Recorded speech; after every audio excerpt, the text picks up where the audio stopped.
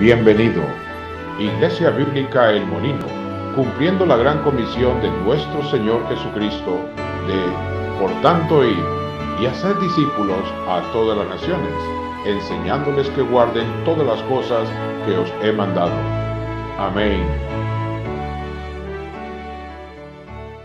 Qué bueno que podemos estar juntos. Realmente, hermanos, esta tarde mi corazón está un poquito quebrado.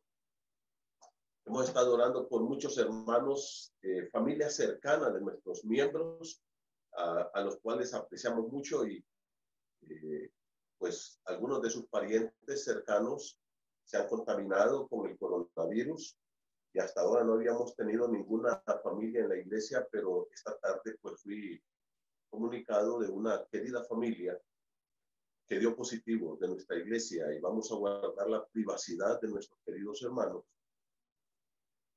Pero les voy a pedir que estén orando por esta familia, hermanos. Es una familia querida que está pasando por esta prueba.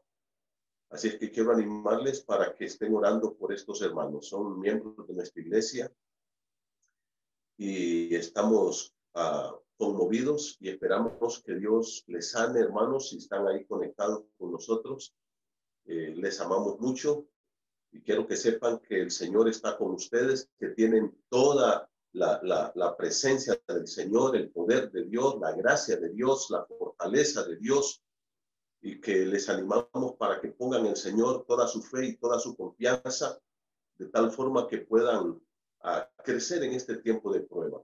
Y queremos animar a todos nuestros hermanos a estar orando por esta amada familia. Y también queremos pedir que aquellos hermanos, como se oraba y se decía en este tiempo, que ya están saliendo a trabajar, que están yendo ya a sus lugares de trabajo, les vamos a pedir que se cuiden mucho, hermanos, que este tiempo no es fácil y esa enfermedad es muy contaminante.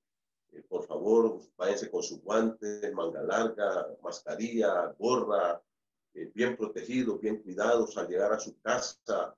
Dejen todo eso allá afuera y cuídense, báñense, cámbiense y protéjanse, por favor. Queremos orar por esta amada familia y también queremos pedirles que, por favor, como decía Rodolfo, tenga su Biblia ahí, ya sea la electrónica, ya sea la de papel, que es la que normalmente usamos acá. Y vamos a pedir al Señor su bendición. Oremos a nuestro Dios. Padre querido, gracias por esta noche maravillosa. Señor, gracias porque tú estás con nosotros, eres nuestro Dios, eres nuestro Padre. Señor, en esta tarde adoramos, alabamos y exaltamos tu nombre. Eres el Rey del universo, eres el Señor en el cielo y en la tierra. Estás sentado en tu trono alto y sublime. Y tú eres el Rey, Señor. Y te proclamamos nuestro Rey, amo, dueño y Señor. Nuestra vida es tuya y la ponemos sobre el altar del sacrificio y nos presentamos en sacrificio vivo, santo y agradable a ti. Padre, en esta hora te estoy clamando por nuestros queridos hermanos, toda la iglesia, Señor, fortalece la vida espiritual de cada uno de mis hermanos. Padre, que en este tiempo podamos afirmar nuestra fe y nuestra confianza en ti. Padre, te estamos clamando en esta hora para que tú guardes y cuides de cada uno de ellos, protégeles. Padre, sabemos que muchos hermanos están teniendo ya que salir a trabajar, algunos incluso no han dejado de hacerlo. Y te pido tu protección y tu cuidado, Padre. Señor, por favor, sea un escudo alrededor de cada uno de estos hermanos. Y te pido, Padre, por esta querida familia que está pasando por esta prueba, que han sido afectados directamente por este problema de enfermedad, que tú los sanes. Padre, que tú limpies su cuerpo de toda enfermedad y que, por favor, les sostengas, les animes. Protégelos, Padre, que no lleguen a complicarse, cuídalos y que pronto puedan estar bien. Padre, guarda y cuida de estos hermanos, dale la paz de Cristo en su corazón, ánimo, gozo, fortaleza y sosténgalos con tu poder. Padre, gracias por este tiempo. Señor amado, te estoy clamando en esta hora en el nombre de Cristo Jesús, que por favor nos hables a nuestra mente y corazón. Trabaja en nosotros, Señor, de tal forma que podamos entender tu palabra, danos esa luz que necesitamos y ese poder del Espíritu Santo para poder practicarla. Padre, gracias por este momento. Adoramos, alabamos y exaltamos tu nombre y te pedimos tu bendición para todos nuestros hermanos. En el nombre de Jesús. Amén. Muy bien, hermano, vamos a abrir la palabra de Dios en la carta del apóstol Pablo a los Colosenses. Comenzamos el estudio de esta carta el domingo anterior y estuvimos diciendo que fue escrita por el apóstol Pablo cuando se encontraba en su primer encarcelamiento en Roma, más o menos en el año 60 al 62, por mucho al año 63 después de Cristo. Esta carta fue llevada al mismo tiempo que la carta a los Efesios, a los Filipenses y la carta a Filemón. Fueron 4 cartas que Pablo escribió desde la prisión y en cada una de ellas él expresa que él está preso y que es preso por Cristo Jesús. Ahora, mis hermanos, hoy vamos a hablar acerca del tema de la carta a los Colosenses. Y, vamos a dedicar este tiempo de estudio para poder entender este tema. Ahora, acuérdense ustedes que el apóstol Pablo, dijimos que en esta carta va a atacar algunas sectas falsas que estaban penetrando a la iglesia. Él en el capítulo 2 lo dice: tengo una gran lucha por ustedes, me preocupa la situación, porque no quiero que sean arrastrados a la doctrina falsa, no quiero que sean arrastrados a la enseñanza, a esas enseñanzas satánicas. Y uno de ellos que estaban entrando a la iglesia y queriendo contaminar a la iglesia era una especie de gnosticismo. Estaba un gnosticismo que estaba naciendo, se estaba popularizando y se estaba extendiendo. Y llegaban a la iglesia para querer enseñarle a la gente a cosas que estaban completamente fuera de lo que es la enseñanza de la palabra del Señor. Pero también estaban los judaizantes, aquellos que eran judíos que se habían convertido y que ellos querían que la iglesia se judaizara. Lo mismo que está pasando hoy con algunos movimientos de eso. Gente que se ha esclavizado de nuevo a la ley del Antiguo Testamento, de lo cual Cristo ya nos liberó. Por tanto, nosotros tenemos que entender que Pablo, a través de esta carta, ataca algunos de estas doctrinas. Por ejemplo, los gnósticos, de los cuales hablamos hace un momento, ellos decían que eran dualistas y ellos venían con una serie de ideas orientales y que ahora también se han puesto muy de moda. Y ahí lo vemos nosotros incluso en la televisión promoviéndolo, que el yoga te va a ayudar, que la meditación trascendental, que el desdoblamiento y muchas de estas prácticas. Y eso te va a ayudar a tener un dominio propio, un control de tu cuerpo, te va a ayudar a tener salud y tantas cosas. Y como dice Pablo, estos son ejercicios del cuerpo que no ayudan en nada a los apetitos de la carne. Y tú puedes tener un cuerpo escultural, como ahora se le está dando mucho culto al cuerpo. Se está tratando de cuidar el cuerpo, que tienes que comer esto, que no comer aquí, que hacer aquí, que ejercicios y tomar esto y todo ese culto al cuerpo que se le está dando. No estoy en contra que cuidemos el cuerpo, pero no le hagamos un culto al cuerpo. Lo más importante, dice la Biblia, es el alma, es el corazón. Dice la palabra de Dios que lo externo, este tabernáculo le llama, se va deteriorando, se va envejeciendo, se va gastando, se va enfermando y al final va a morir. Por mucho que lo cuidemos, por muy bien que estemos, un día nos vamos a morir. Por tanto, lo que tú tienes que cuidar y darle relevancia es a tu alma, tu mente, tu corazón delante de Dios. La Biblia dice que el ejercicio corporal para poco es provechoso, pero el ejercicio del alma, de la piedad, para todo aprovecha. Estos gnósticos, entonces, hermanos, querían o enseñaban ellos que lo material, que es el cuerpo, y todo lo material que hay aquí es malo, pecaminoso, sucio, bajo, pero el espíritu es puro. El espíritu es noble y no se contamina el cuerpo con el alma o el espíritu. Por tanto, decían ellos, tú puedes en el cuerpo hacer cualquier cosa.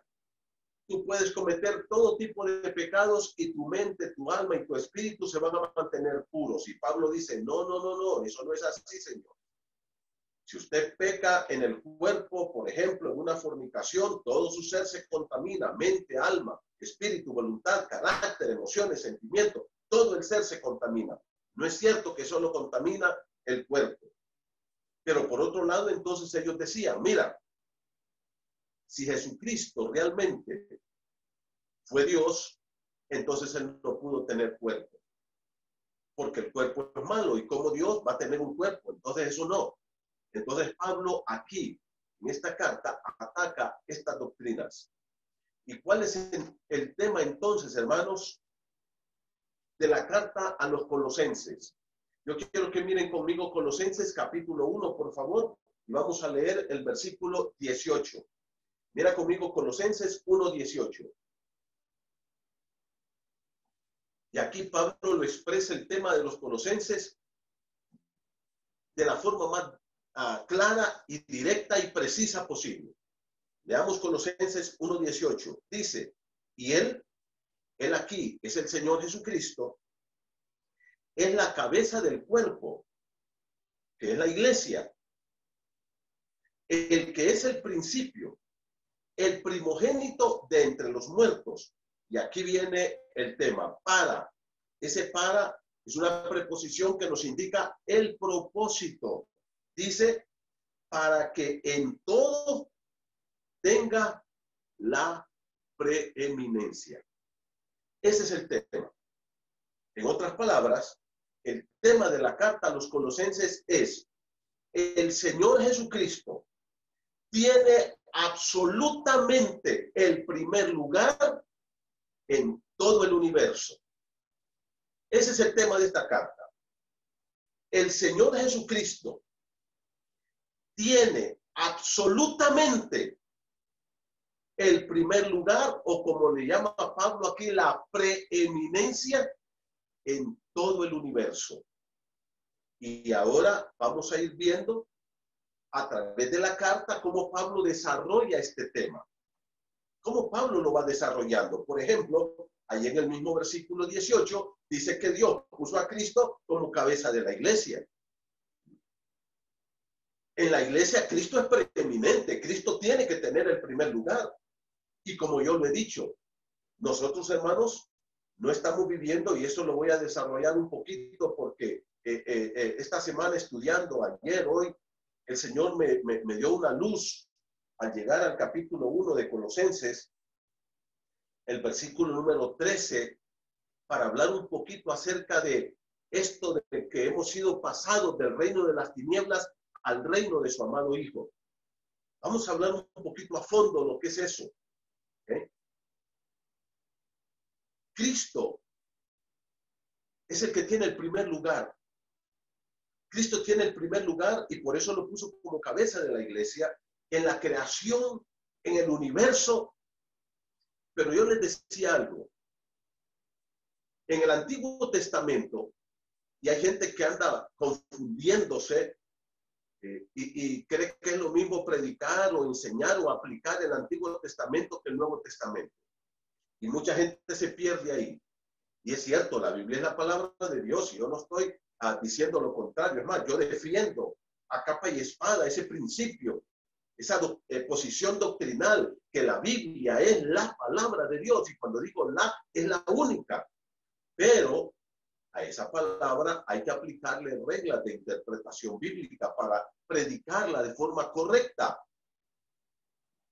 Y hay mucha gente hoy que me viene a decir a mí, no, me dice, es que mire, fulano de tal, que es pastor, que ahora se metió a político, es que no se acuerda del rey David, y empiezan a confundir una cosa con la otra. Nosotros no somos Israel, señores, nosotros somos la iglesia.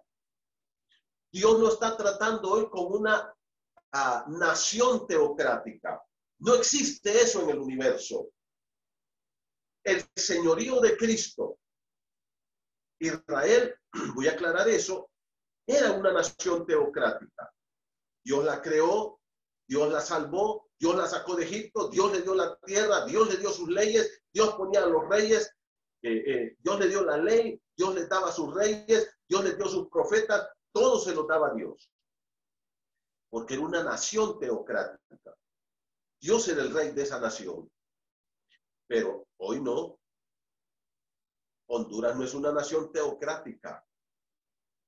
Honduras es una nación democrática, autocrática o a saber qué. Pero no es una nación teocrática. No existe en el universo una nación teocrática. Que Dios esté gobernando esa nación. Hay democracias, hay tiranías, hay lo que usted quiera. El reino de Dios, hoy, el señorío de Cristo, hoy, solo se puede ver, evidenciar en tres áreas. Uno, en la vida del cristiano, la vida de la persona que ha puesto a Cristo como el rey de su vida.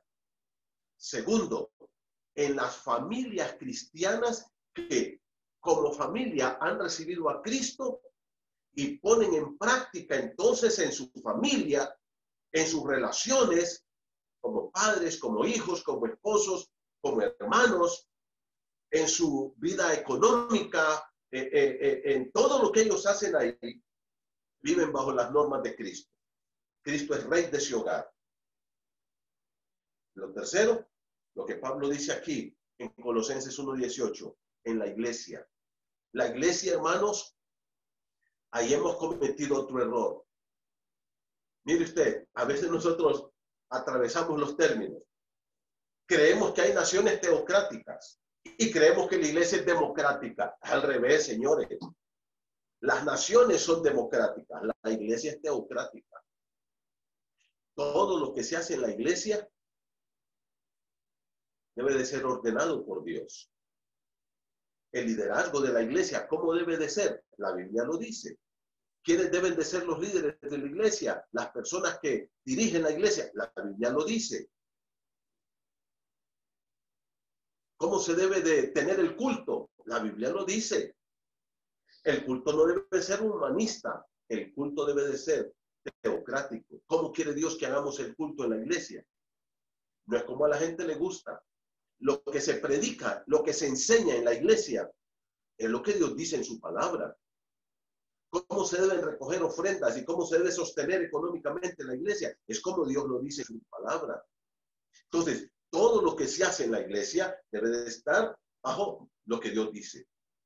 Fuera de eso, mi hermano, no hay teocracia en este tiempo.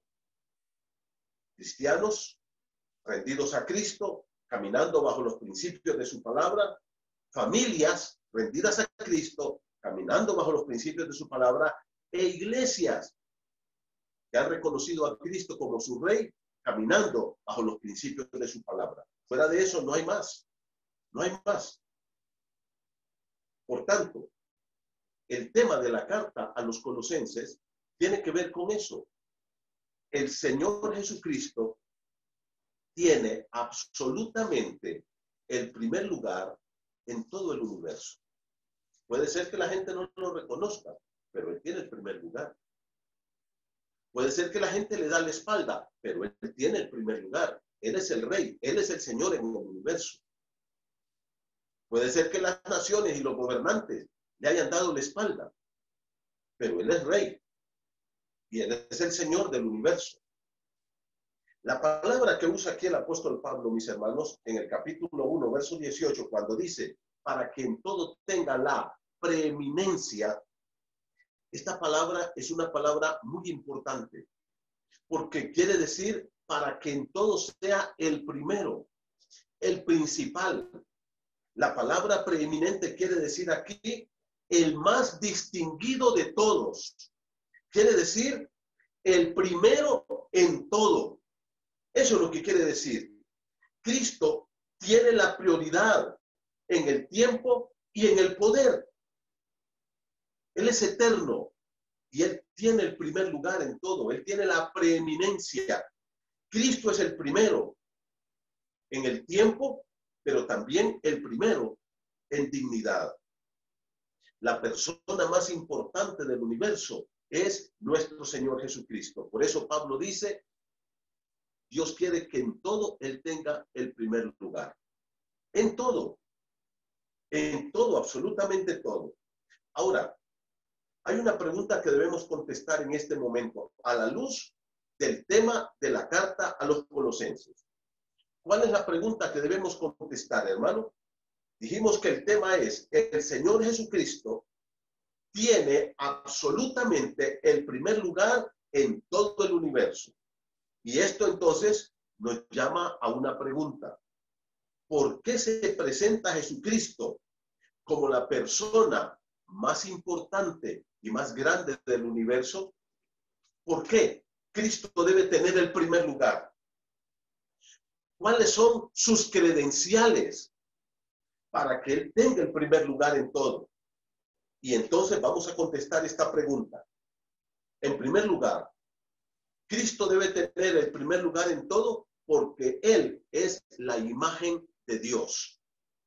Él es la imagen de Dios. Mire usted lo que dice ahora Colosenses 1:15, por favor. Mire cómo lo dice. Ahora Pablo se va a dar a la tarea de presentar las credenciales de Jesucristo, de decirle a la gente, a ti, a mí y a todos los que estamos en este universo, ¿sabe usted por qué Cristo debe ser el primer lugar y tener la preeminencia en todo? Le voy a dar las evidencias, dice Pablo. Primero, Jesucristo es la imagen de Dios. Mire usted conmigo Colosenses, capítulo 1, por favor, versículo 15.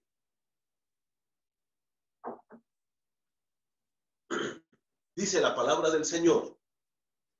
Él, hablando de Jesucristo, es la imagen del Dios invisible. Allí empieza el apóstol Pablo a dar las evidencias, a comprobar por qué Cristo en todo debe tener el primer lugar. Primera cosa que dice, Él es la imagen de aquel Dios, como dijo Juan, que nadie ha visto jamás. A Dios, dice, Jesucristo lo dijo, hablando con Nicodemo. A Dios nadie lo ha visto jamás. El unigénito del Padre, dijo, le ha dado a conocer. Estaba estudiando esta palabra imagen, hermanos, y hay un experto en griego del Nuevo Testamento llamado William Barclay, y él dice lo siguiente. El filósofo Filón, judío, un filósofo, dice que igualó la palabra eikon, que es imagen aquí en el griego,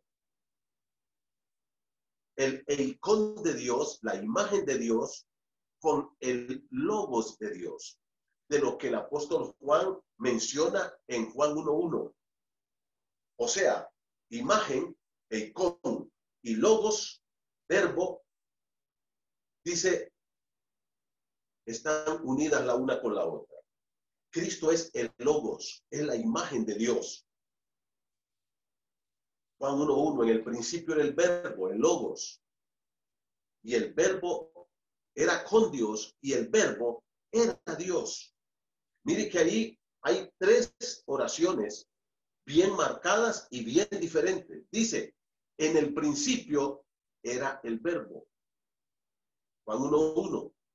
Y dice, lo que Juan está diciendo ahí, cuando Dios en Génesis 1:1, que también dice, en el principio, y Dios empezó la creación, Génesis 1:1, en el principio creó Dios los cielos y la tierra.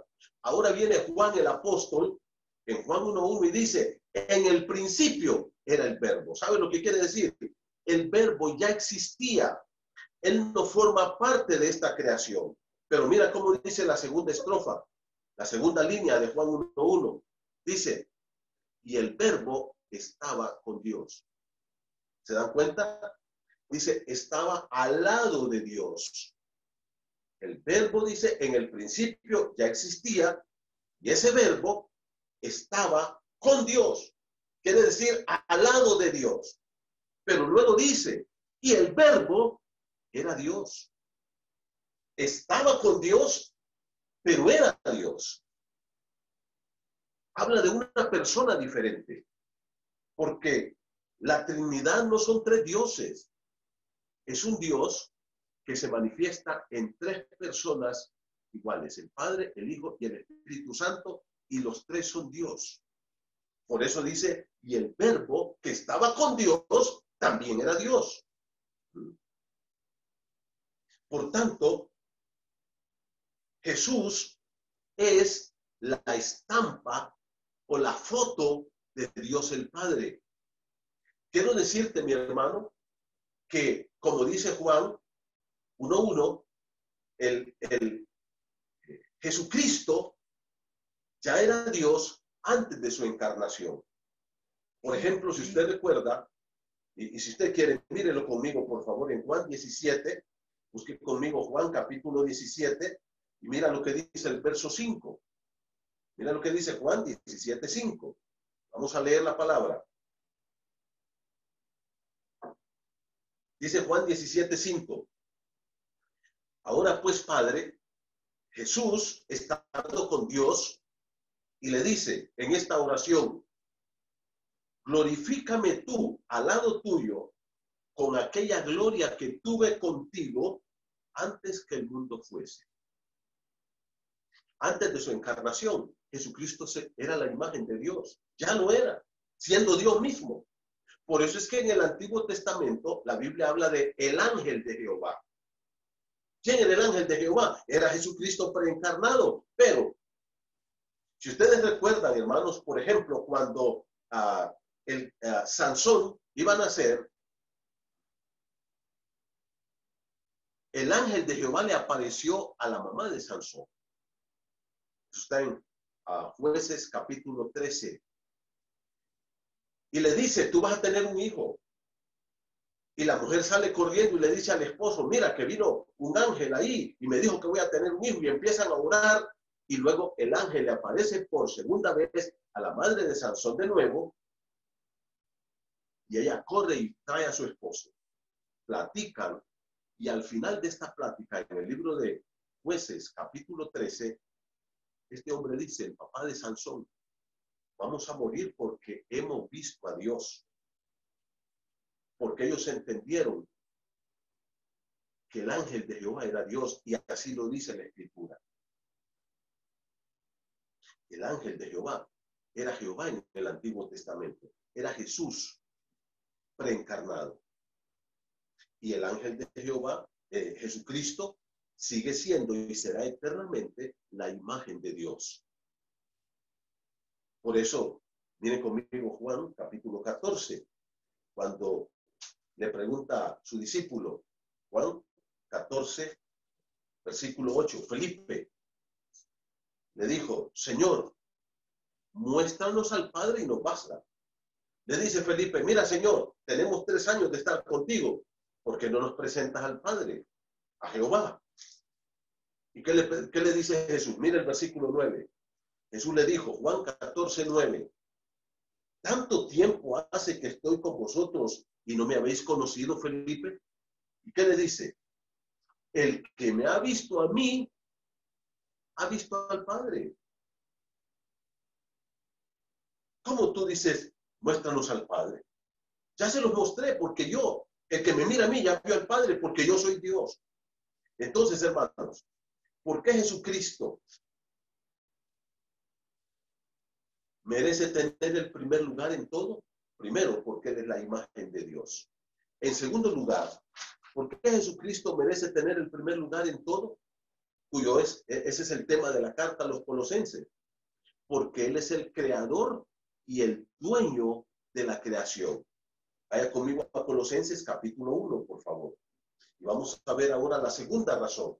¿Por qué Jesucristo se presenta aquí como el Rey del universo, el que tiene que tener el primer lugar en todo, el que es preeminente, como dice la Biblia, para que en todo tenga la preeminencia? Primero, porque Él es la imagen del Dios invisible. A propósito, hermanos, podríamos sacar aquí muchas otras razones, pero me concreté en estas que considero que son clave. Primero, Él es la imagen de Dios. Él revela al Padre. Él muestra al Padre. ¿Eh? Segundo, porque Él es el creador y dueño de toda la creación. Mire, Colosenses capítulo 1, verso 16 dice, porque en Él fueron creadas todas las cosas, las que están en los cielos y en la tierra, visibles e invisibles. ¿Y qué dice? Sean tronos, sean dominios, sean principados, sean potestades, todo fue creado por medio de Él y para Él. Cristo es la razón. Mire cómo dice aquí. Versículo 16 dice, ¿por qué? ¿Qué nos enseña esta palabra, hermanos? Es una razón. La razón de la primacía de Cristo en la obra de la creación. Cristo ocupa el primer lugar. Él no fue creado. Él está fuera de la creación. Él es el creador. Y Él es el dueño de toda su creación. Miremos algunos pasajes de la Escritura, por favor. Mire conmigo Romanos, capítulo 11, versículo 36. Mire conmigo Romanos, capítulo 11, por favor. Este versículo me encanta, hermanos. Este versículo me fascina. Dice la palabra de Dios así. Porque de Él, mire cómo dice. Porque de Él y por Él y para Él, de Él, por Él y para Él, son todas las cosas. A Él sea gloria por los siglos de los siglos. Amén. ¿Qué dice la Biblia? Porque de Él, por Él y para Él son todas las cosas. Todo lo que hay aquí es de Él, es por Él y es para Él.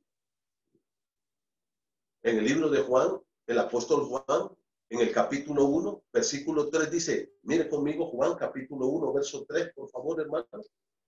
Busque conmigo la escritura. En el Evangelio de Juan, capítulo 1, versículo 3, dice así la palabra del Señor.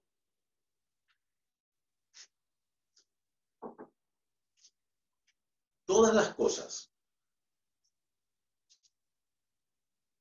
por Él fueron hechas. ¿Por quién? Por el Verbo, por Jesús. Y dice, todas las cosas. Y cuando habla de todas las cosas, Colosenses lo aclara ya. En el cielo, en la tierra, sean principados, potestades, dominios, autoridades, espíritus, material, todo fue creado por Él.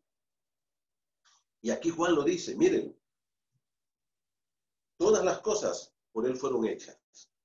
Y sin Él, nada de lo que ha sido hecho, fue hecho. Él es el creador de todo el universo. Le pertenece a Él, por tanto, Él merece tener el primer lugar. Miremos 2 versículos más, por favor. Vaya conmigo a la carta a los Hebreos. Busque conmigo Hebreos capítulo 1. Y mire cómo dice. Hebreos capítulo 1. Dice así el versículo número 2.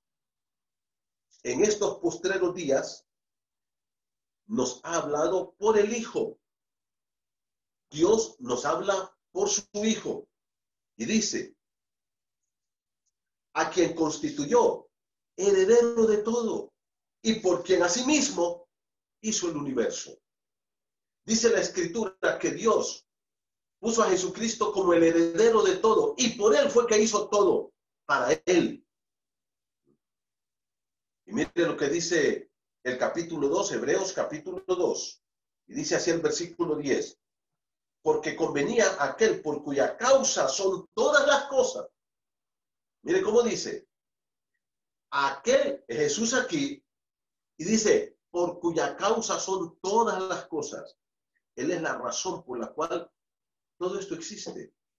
Él es el creador, el amo, el dueño, el Señor, el heredero de todo esto.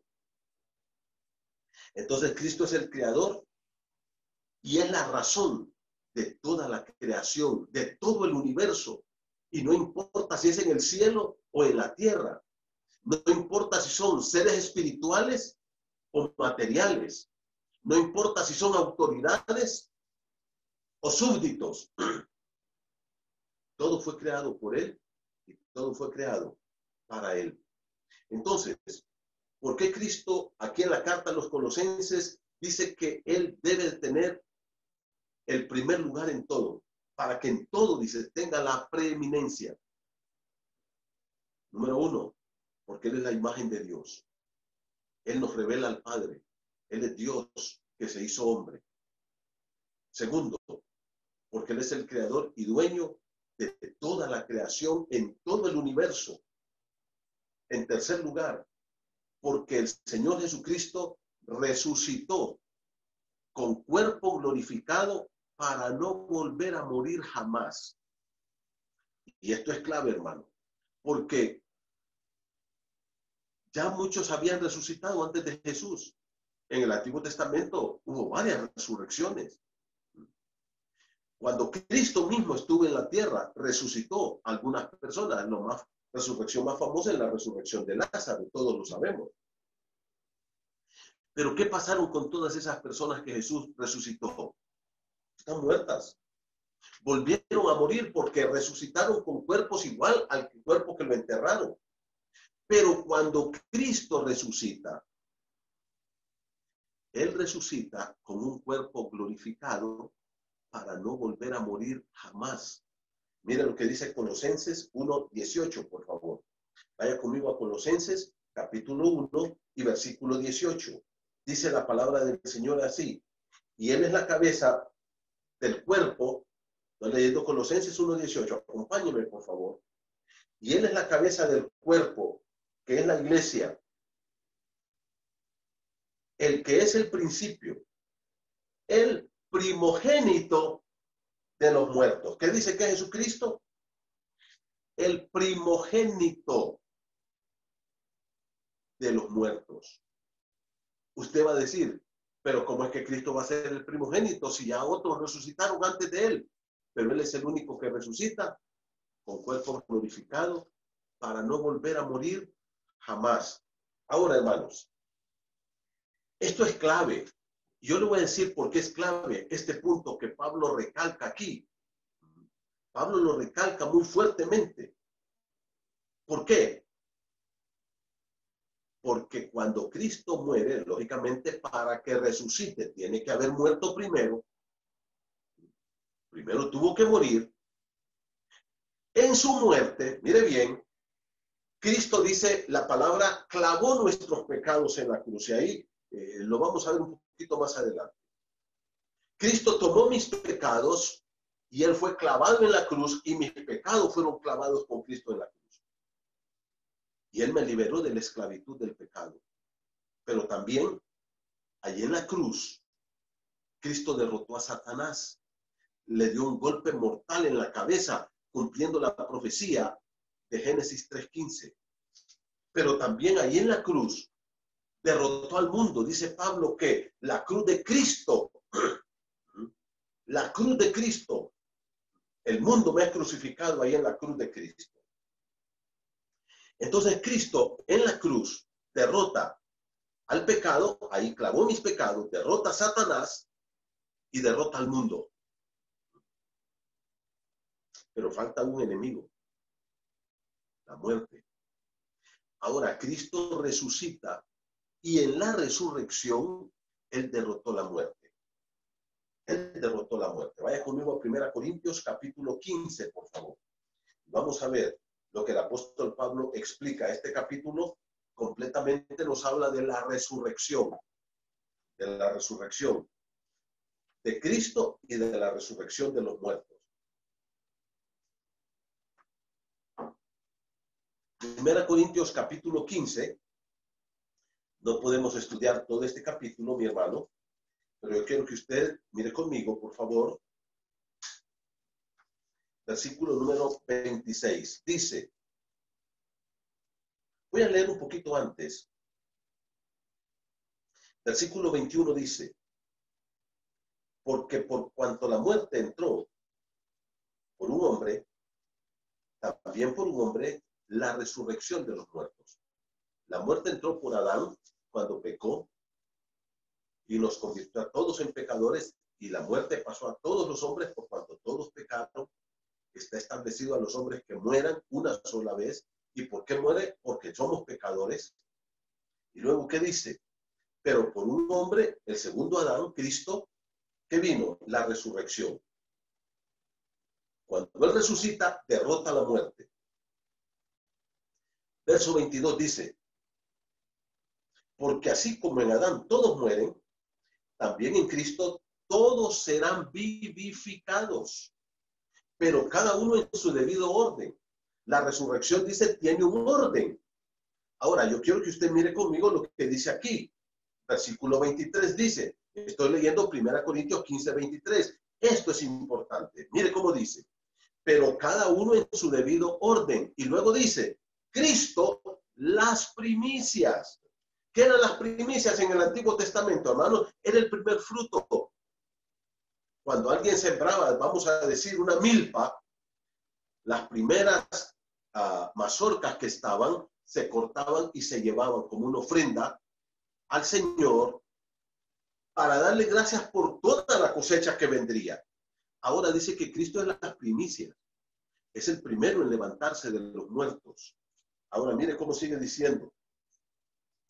Versículo 24. Luego el fin, cuando entregue el reino al Dios y Padre, cuando haya suprimido todo dominio, toda autoridad y potencia.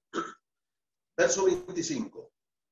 Porque es preciso que Él reine hasta que haya puesto a todos sus enemigos por estrado de sus pies. Y mire, 26. Y el postrer enemigo, ¿sabe lo que significa el postrer? El último que será destruido es la muerte.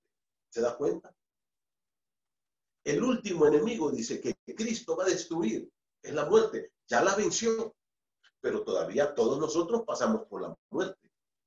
La resurrección de Cristo me garantiza a mí que un día yo voy a resucitar de los muertos. Y eso lo dice Pablo aquí en los primeros versículos del capítulo 15 de Corintios. Cristo resucitó y Él es la garantía de nuestra resurrección. Y luego, ¿qué dice? El último enemigo que va a ser destruido, ¿cuál es? Es la muerte. Vaya conmigo, por favor, al capítulo 2 de Hebreos. Busque conmigo Hebreos, capítulo 2, porque aquí el escritor de la carta a los Hebreos nos explica algo muy hermoso. Hebreos, capítulo 2, hablando de que el Señor Jesucristo resucitó con cuerpo glorificado para no volver a ver muerte jamás. Él es el primogénito de entre los muertos.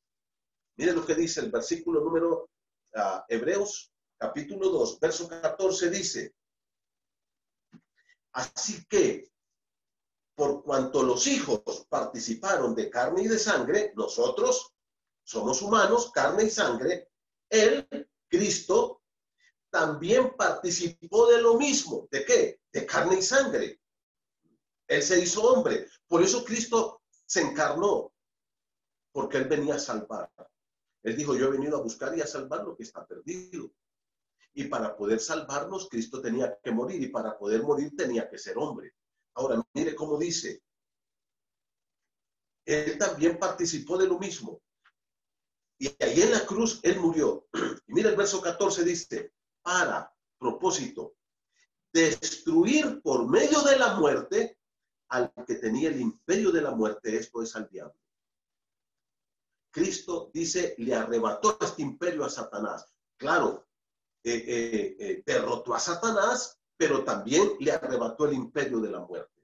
Y ahora la muerte no tiene potestad. Dice la Biblia, sorbida es la muerte en victoria. ¿Qué dice? Es como un sorbo. Yo muero, pero un día me voy a levantar porque Cristo, con su poder, me levantará de la tumba. Entonces Cristo le arrebató, dice, a Satanás el imperio de la muerte. Y ahora mira el versículo 15. Y librar a todos los que por el temor de la muerte estaban durante toda la vida sujetos a servidumbre. Ahora dice, ya Dios nos liberó, el Señor nos liberó del temor a la muerte. Aunque algunos todavía le tienen miedo a la muerte. Y para terminar este punto, tercer punto, mire conmigo Apocalipsis, por favor, capítulo 20. Para que usted pueda ver lo que nos enseña aquí la palabra de Dios. Dijo el apóstol Pablo, en 1 Corintios capítulo 15, verso 26, que el postrer enemigo que va a ser destruido es la muerte. Y cuando Cristo regrese, estamos hablando escatológicamente, Él va a venir por segunda vez a la tierra, va a inaugurar su reino milenal, va a atar a Satanás por 1000 años. Al final de esos 1000 años, Satanás va a salir, va a armar un ejército para querer destronar a Cristo y destruirlo. Y en ese momento desciende fuego del cielo y quema a todos esos impíos. En ese momento, todos los impíos están muertos y todos los salvos estamos vivos. Unos con cuerpos glorificados y otros salvos que salieron del milenio. Ahora mire conmigo, por favor, capítulo 20, y dice así el versículo número 11. Y vi un gran trono blanco. Esto es ya después del milenio, después de esa guerra que va. Bueno, no hay una guerra, sino cuando Dios manda fuego del cielo y los quema. Y luego, ¿qué dice? Y vi un gran trono blanco y al que estaba sentado en él, de delante de lo cual huyeron la tierra y el cielo, y ningún lugar se encontró para ellos. Dice, huyeron, se fueron, ya no más. ¿Dónde va a ser ese juicio? En el espacio. ¿Y quiénes están ahí? Mire cómo dice, los muertos grandes y pequeños. Versículo 12, y vi los muertos grandes y pequeños de pie ante Dios. En otras palabras, esos estaban muertos, pero ya resucitaron. Y ahora, esa gente impía que nunca quiso recibir a Cristo, pasa a ser juzgados e inmediatamente a ser condenados.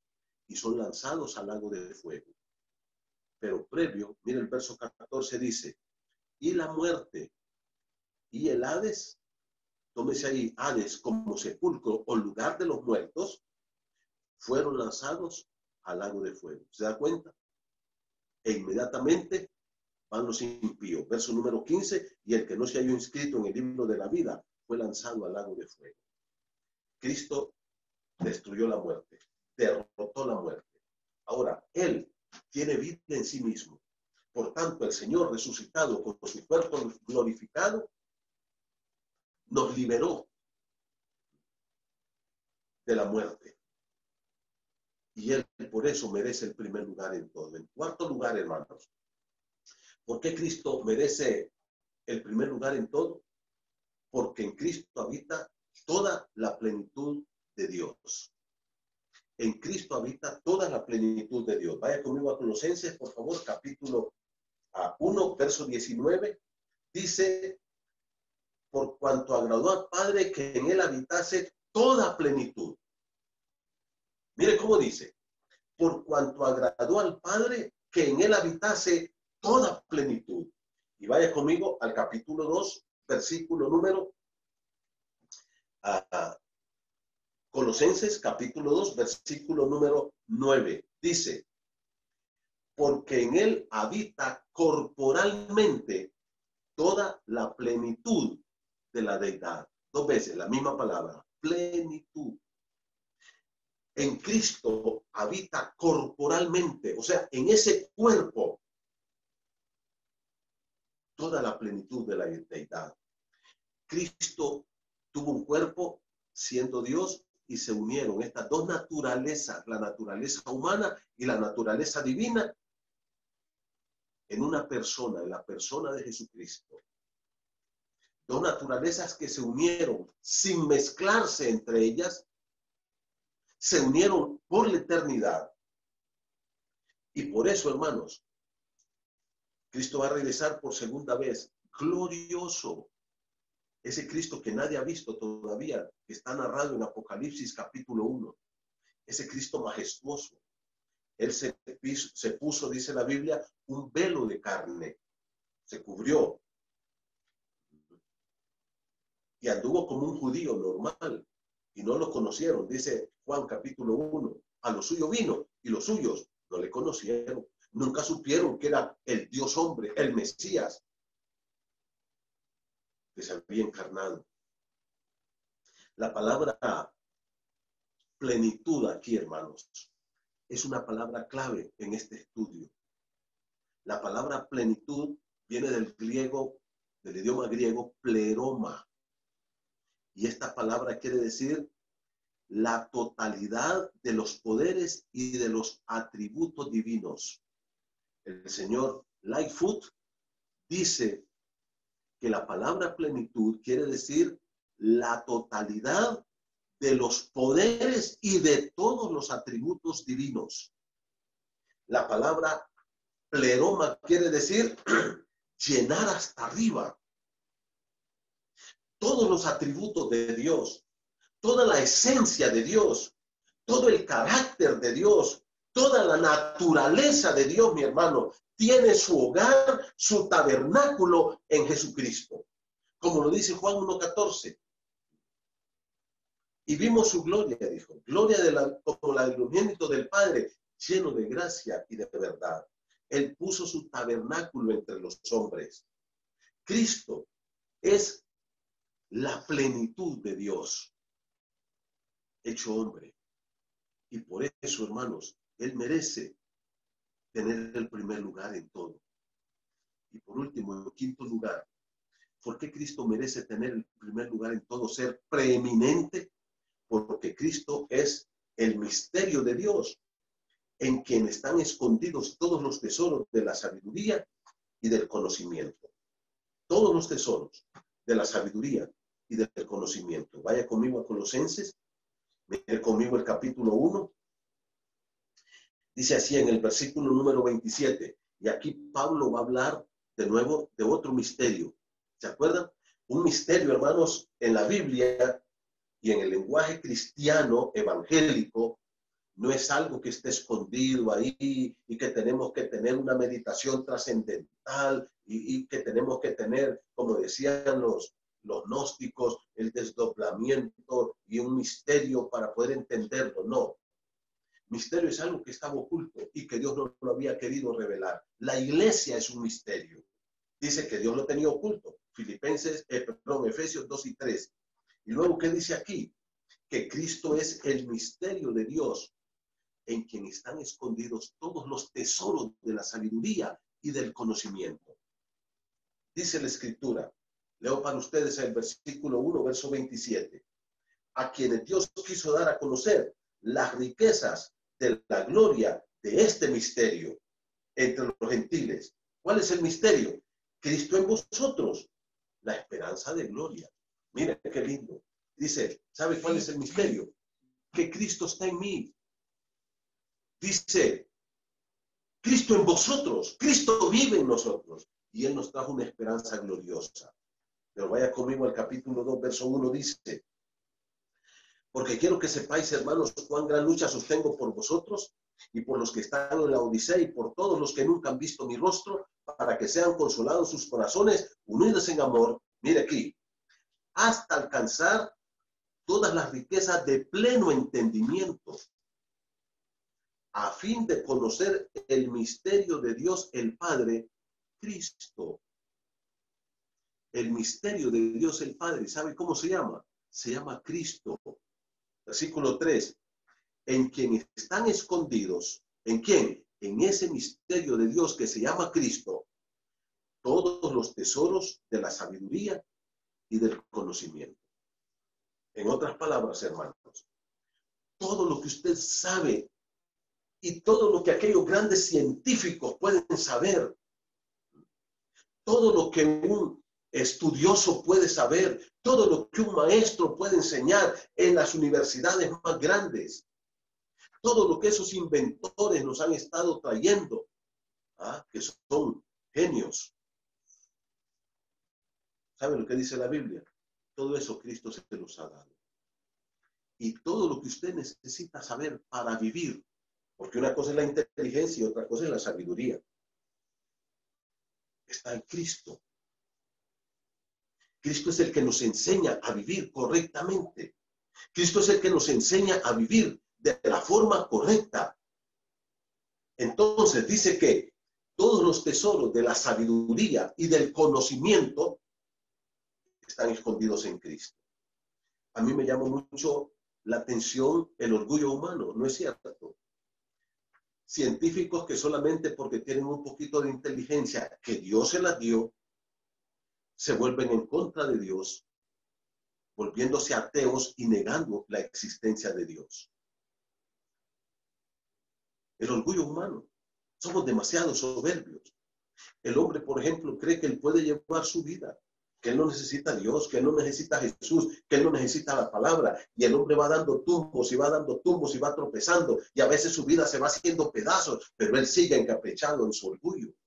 Dice que en Cristo están escondidos todos los tesoros de la sabiduría y del conocimiento. Todo lo que un ser humano quiera conocer, dice, ahí está en Cristo. Él se lo puede enseñar.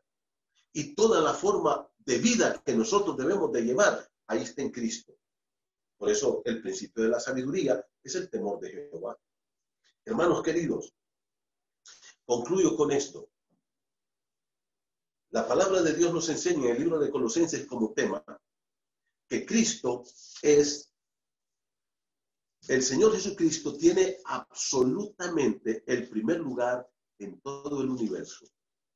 En todo el universo. Él obtiene el primer lugar. ¿Por qué Jesucristo debe tener el primer lugar en todo? Primero, porque Él es la imagen de Dios. A través de Él conocemos al Padre. En segundo lugar, porque Él es el creador y dueño de su creación. Por Él, de Él, por Él y para Él son todas las cosas. En tercer lugar, porque Jesucristo resucitó de los muertos con cuerpo glorificado para no volver a morir jamás. Y Él en la muerte derrotó al pecado, al diablo y al mundo. Y en su resurrección derrotó la muerte. Y en Él hay victoria. En Él hay victoria. En cuarto lugar, ¿por qué debemos nosotros poner a Cristo y verlo como el primer lugar en todo? Porque Cristo en Él habita corporalmente toda la plenitud de la deidad. Corporalmente. Tiene cuerpo, pero también tiene una naturaleza divina. Él es el Dios hombre. Merece toda nuestra adoración y toda nuestra alabanza. Y por último, porque Cristo es el misterio de Dios, en quien habita todo lo que es la sabiduría y el conocimiento. Hermano querido, yo te hago una pregunta. ¿Qué lugar ocupa Cristo en tu vida? En tus finanzas, en tu comportamiento, en el trato con tu esposa, con tus hijos, en el trato con tus padres, en tus negocios, en tu casa, en tu carro, en la calle, en el mercado. ¿Qué lugar ocupa Cristo? Él debe tener el primer lugar. Y eso es fácil decirlo. Sí, Cristo tiene el primer lugar en mi vida. Cristo va a tener el primer lugar cuando tú lo reflejes en una vida transformada, llena de sabiduría, aplicada desde la palabra de Dios. Que Dios nos ayude a poner a Cristo en el primer lugar. Y a partir del viernes próximo, mi hermano, vamos a empezar a desarrollar el capítulo 1 del libro de los Colosenses. Qué bueno tenerles con nosotros. Les amamos mucho y oramos por ustedes. Hermanos, vamos a terminar con oración. Y no se olvide, el día viernes, 7 de la noche, tiene una cita con nosotros. Y vamos a comenzar a estudiar la primera parte del capítulo 1 de Colosenses. Oremos. Padre querido, gracias por este tiempo hermoso. Gracias porque tú nos has dado esa luz que necesitamos para entender estas verdades de tu palabra. Ahora, Padre, yo te pido que por favor nos perdones porque cómo nos cuesta poner a Cristo como el Rey, amo, dueño y Señor de nuestras vidas.